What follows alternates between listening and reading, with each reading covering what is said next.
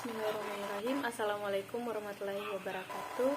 Perkenalkan, nama saya Nasrida dengan NIM D1A1180065.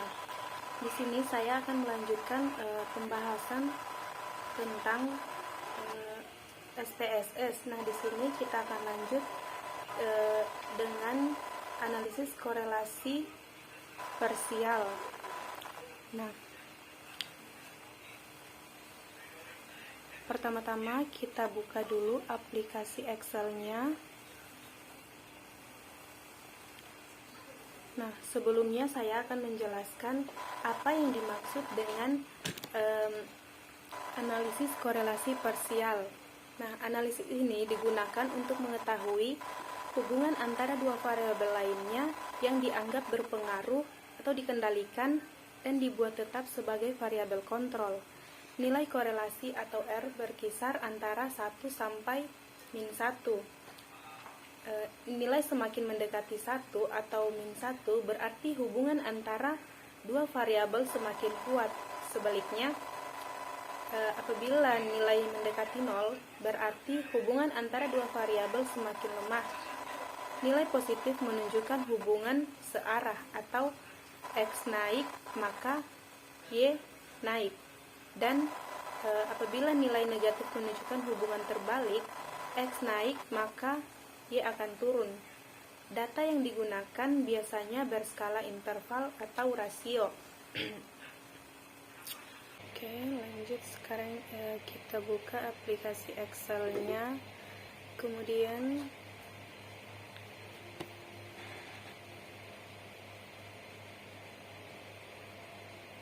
ke SPSS-nya.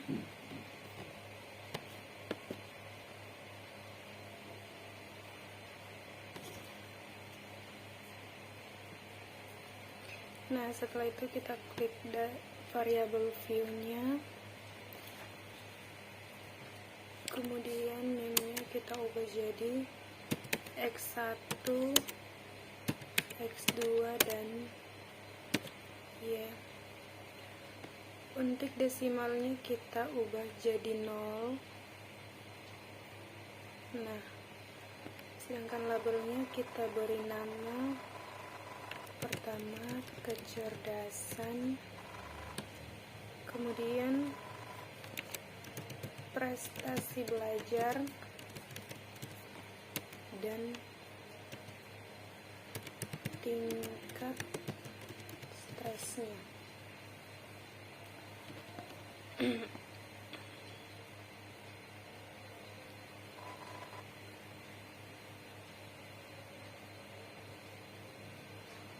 Besar dulu, guys.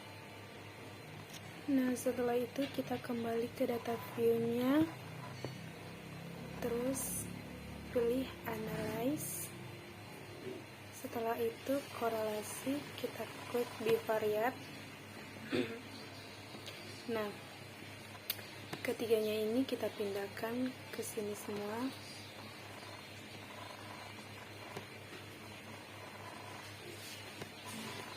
Nah, setelah kita pindahkan, kita centang person, kemudian to toilet, dan klik signifikan korelasi, terus kita klik OK. Nah, setelah itu akan muncul seperti ini.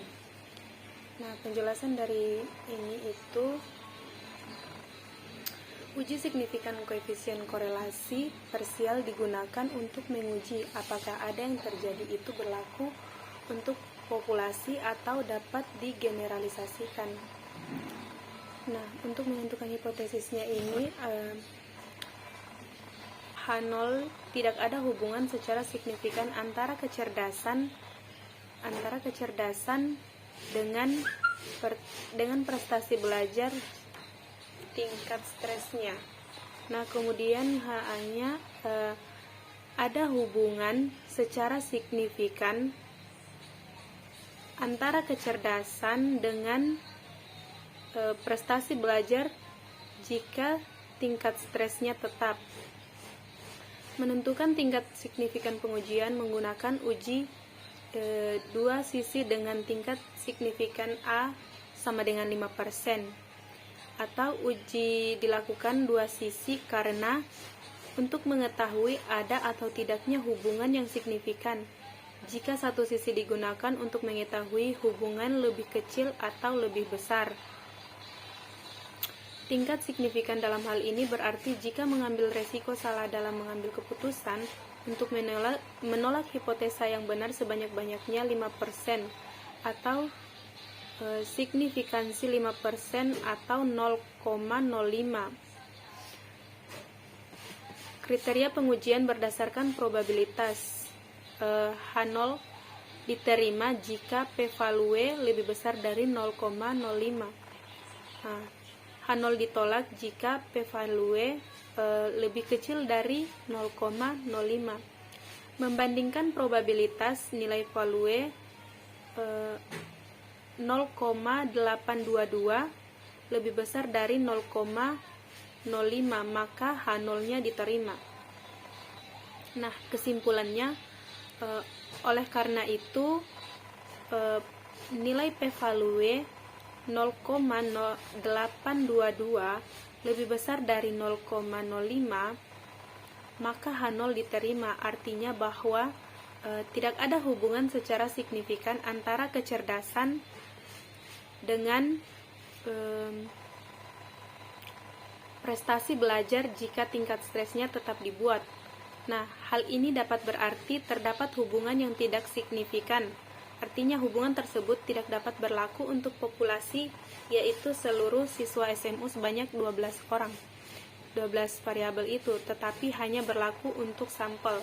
Jadi dalam kasus ini dapat disimpulkan bahwa kecerdasan tidak berhubungan terhadap prestasi belajar pada siswa SMU.